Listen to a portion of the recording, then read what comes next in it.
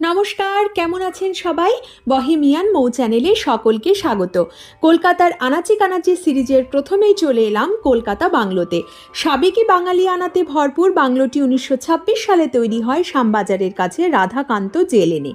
পুরনো কলকাতার নিদর্শন অনুযায়ী সজ্জিত পাঠা চিত্রকরদের পাড়া, দর্জি পাড়ায় রয়েছে সেলাই মেশিন দিয়ে সাজানো দর্জিদের কোয়ার্টার, মুচি পাড়াতে রয়েছে মুচিদের কোয়ার্টার, যাত্রা পাড়াতে লোকনাট্য শিল্পীদের কোয়ার্টার, বইপাড়া কলকাতার বিখ্যাত কলেজ স্ট্রিট এবং সাদা ইউরোপীয়দের পাড়া, যেখানে একটি রাজকীয় তামার বাথ সহ একটি স্যুট বাথরুমও রয়েছে।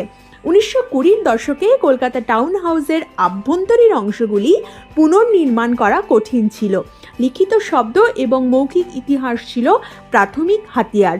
বেশিরভাগ শহুরে নস্টালজিস্টদের মতো যারা শহরের স্থাপত্যের উত্তরাধিকার সংরক্ষণের চেষ্টা করছেন, এটি তারই একটি নিদর্শন।